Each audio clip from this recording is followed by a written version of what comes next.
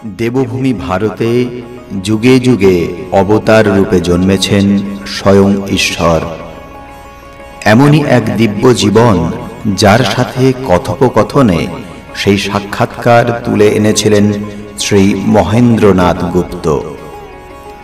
শ্রী গদাধর চট্টোপাধ্যায় হুগলি জেলার কামারপুকুরে জন্মগ্রহণ করেন এবং পরবর্তীকালে দক্ষিণেশ্বর কালী মন্দিরে কঠোর সাধনায় সিদ্ধিপ্রাপ্ত হন। তার নাম হয় শ্রী শ্রী রামকৃষ্ণ পরমহংস। শ্রী শ্রী রামকৃষ্ণ কথামৃত শ্রী রামকৃষ্ণের বাণীর অমৃত। ইহা একটি বাংলা 5 খণ্ডের রচনা, যা মহেন্দ্রনাথ গুপ্তের কথোপকথন। শ্রী শ্রী রামকৃষ্ণ কথামৃত একটি পবিত্র ধর্মগ্রন্থ হিসাবে অনুসারীদের মধ্যে সম্মানিত। আপনারা শুনছেন দেবভূমি ভারত।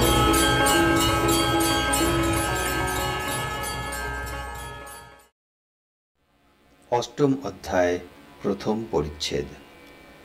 কার্তিক মাসের কৃষ্ণা একাদশী 26শে নভেম্বর 1883 খ্রিস্টাব্দ শ্রীযুক্ত মণিলাল মল্লিকের বাটিতে সিঁদুরিয়াপটি ব্রাহ্ম সমাজের অধিবেশন হয়। বাড়িটি চিতপুর রোডের উপর। দক্ষিণ ধারে হ্যারিসন রোডের চৌমাথা, সেখানে বেদানা, পেস্তা, আপেল এবং অন্যান্য মেওয়ার দোকান। সেখান হইতে কয়েকখানি দোকান বাড়ির উত্তরে। সমাজের অধিবেশন রাজপথের পার্শ্ববর্তী দুতলার হল ঘরে। আজ সমাজের সাংবাৎসরিক, তাই মণিলাল মহোৎসব করিয়াছেন। উপাসনাগৃহ আজ আনন্দপূর্ণ। বাহিরে ও ভিতরে হরিত বৃক্ষপল্লবে নানা পুষ্প ও পুষ্পমালায় সুশোভিত। গৃহমধ্যে ভক্তগণ আসন গ্রহণ করিয়া প্রতীক্ষা করিতেছেন কখন উপাসনা হইবে। গৃহমধ্যে সকলে স্থান হয় নাই। অনেকেই পশ্চিম দিকের ছাদে বিচরণ করিতেছেন বা যথাস্থানে স্থাপিত সুন্দর বিচিত্র কাষ্ঠা আসনে উপবিষ্ট হইয়াছেন। মাঝে মাঝে গৃহস্বামী ও তাহার আত্মীয়গণ আসিয়া মিষ্ট সম্ভাষণে অভ্যাগত ভক্তবৃন্দকে আপ্যায়িত করিতেছেন। সন্ধ্যার পূর্ব হইতেই ব্রাহ্ম ভক্তগণ আসিতে আরম্ভ করিতেছেন। তাহারা আজ একটি বিশেষ উৎসাহে উৎসাহান্বিত। আজ শ্রী রামকৃষ্ণ পরমহংসদেবের শুভাগমন হইবে। ব্রাহ্ম সমাজের নেতৃগণ কেশব, বিজয়, শিবনাথ প্রভৃতি ভক্তগণকে পরমহংসদেব বড় ভালোবাসেন, তাই তিনি ব্রাহ্ম ভক্তদের এত প্রিয়। তিনি হরিপ্রেমে মাতোয়ারা। তাহার প্রেম, তাহার জ্বলন্ত বিশ্বাস, তাহার বালকের ন্যায় ঈশ্বরের সঙ্গে কথোপকথন, ভগবানের জন্য ব্যাকুল হইয়া ক্রন্দন। উপাসনার পূর্বে শ্রী রামকৃষ্ণ, শ্রীযুক্ত বিজয় কৃষ্ণ গোস্বামী ও অন্যান্য ব্রাহ্ম ভক্তদের সহিত সহাস্য বদনে আলাপ করিতেছেন। সমাজগৃহে আলো জ্বালা হইল। অনতিবিলম্বে উপাসনা আরম্ভ হইবে। পরমহংসদেব বলিতেছেন, এই সকল ব্যাপারে ব্রাহ্ম ভক্তদের চিত্তাকর্ষক করিয়াছেন, তাই আজ অনেকে বহু দূর হইতে তাহার দর্শন লাভার্থে আসিয়াছেন। উপাসনার পূর্বে শ্রীরামকৃষ্ণ, শ্রীযুক্ত বিজয় কৃষ্ণ গোস্বামী ও অন্যান্য ব্রাহ্ম ভক্তদের সহিত সহাস্য বদনে আলাপ করিতেছেন। সমাজগৃহে আলো জ্বালা হইল। অনতিবিলম্বে উপাসনা আরম্ভ হইবে। পরমহংসদেব বলিতেছেন, হ্যাঁ গা, শিবনাথ আসবে না? একজন ব্রাহ্মভক্ত বলিতেছেন, না, আজ তার অনেক কাজ আছে, আসতে পারবেন না। পরমহংসদেব বলিলেন, শিবনাথকে দেখলে আমার বড় আনন্দ হয়, যেন ভক্তিরসে ডুবে আছে। আর যাকে অনেকে গণে মানে, তাতে নিশ্চয়ই ঈশ্বরের কিছু শক্তি আছে। তবে শিবনাথের একটা ভারী দোষ আছে, কথা ঠিক নাই। আমাকে বলেছিল যে একবার ওখানে ওই দক্ষিণেশ্বর কালী বাড়িতে যাবে, কিন্তু যায় নাই। আর কোনো খবরাখবরও পাঠায় নাই। ওটা ভালো নয়।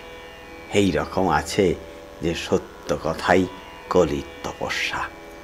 সত্যকে আট করে ধরে থাকলে ভগবান লাভ হয়। বুঝলে, সত্যে হাত না থাকলে ক্রমে ক্রমে সব নষ্ট হয়। আমি এই ভেবে যদি কখনো বলে ফেলি যে বাহ্যে যাব, যদি বাহ্যে নাও পায় তবু একবার গাড়ুটা সঙ্গে করে ঝাউতলার দিকে যাই। ভয়ে এই পাছে সত্যের আঁট যায়। আমার এই অবস্থার পর মাকে ফুল হাতে করে বলেছিলাম, মা, এই নাও তোমার জ্ঞান, এই নাও তোমার অজ্ঞান, আমায় শুদ্ধা ভক্তি দাও মা। এই নাও তোমার সূচি, এই নাও তোমার অসুচি, আমায় শুদ্ধা ভক্তি দাও মা। এই নাও তোমার ভালো, এই নাও তোমার বন্ধ, আমায় শুদ্ধা ভক্তি দাও মা। এই নাও তোমার পুণ্য, এই নাও তোমার পাপ, আমায় শুদ্ধা ভক্তি দাও। যখন এই সব বলেছিলাম তখন এ কথা বলিতে পারি নাই যে মা, এই নাও তোমার সত্য, এই নাও তোমার অসত্য। মাকে সব দিতে পারলুম, সত্য মাকে দিতে পারলুম না। ব্রাহ্ম সমাজের পদ্ধতি অনুসারে উপাসনা আরম্ভ হইল। বেদির উপর আচার্য, সম্মুখে সেজ। উদ্বোধনের পর আচার্য পরব্রহ্মের উদ্দেশ্যে বেদোক্ত মহামন্ত্র উচ্চারণ করিতে লাগলেন। ব্রাহ্ম ভক্তগণ সমস্বরে সেই পুরাতন আর্য ঋষির মুখ নিঃসৃত, তাহাদের সেই পবিত্র রসনার দ্বারা উচ্চারিত নাম গান করিতে লাগিলেন। বলিতে লাগিলেন, সত্যম জ্ঞানমনন্তং ব্রহ্মা আনন্দরূপমৃতম যদ্বিভাতি শান্তম শিবাদ্বৈতম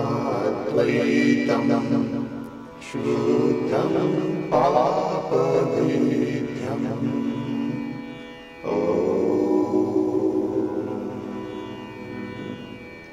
প্রণব সংযুক্ত এই ধ্বনি ভক্তদের হৃদয় আকাশে প্রতিধ্বনিত হইল।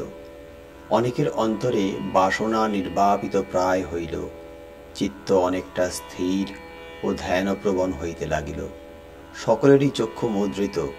ক্ষণকালের জন্য বেদোক্ত সগুণ ব্রহ্মের চিন্তা করিতে লাগিলেন। পরমহংসদেব ভাবে নিমগ্ন, স্পন্দহীন স্থির দৃষ্টি, অবাক চিত্রপুত্তলিকার ন্যায় বসিয়া আছেন। আত্মপক্ষী কোথায় আনন্দে বিচরণ করিতেছেন, আর দেহটি মাত্র শূন্য মন্দিরে পড়িয়া রহিয়াছে। সমাধির অব্যবহিত পরেই চক্ষু মেলিয়া চারিদিকে চাহিতেছেন। দেখিলেন সভাস্থ সকলেরই নির্মিলিত নেত্র। তখন ব্রহ্ম ব্রহ্ম বলিয়া হঠাৎ দণ্ডায়মান হইলেন। উপাসনান্তে ব্রাহ্ম ভক্তেরা খোল কর্তাল লইয়া সংকীর্তন করিতেছেন। শ্রীরামকৃষ্ণ প্রেমানন্দে মত্ত হইয়া তাহাদের সঙ্গে যোগ দিলেন আর নৃত্য করিতে লাগিলেন। সকলেই মুগ্ধ হইয়া সেই মধুর নৃত্য দেখিতেছেন।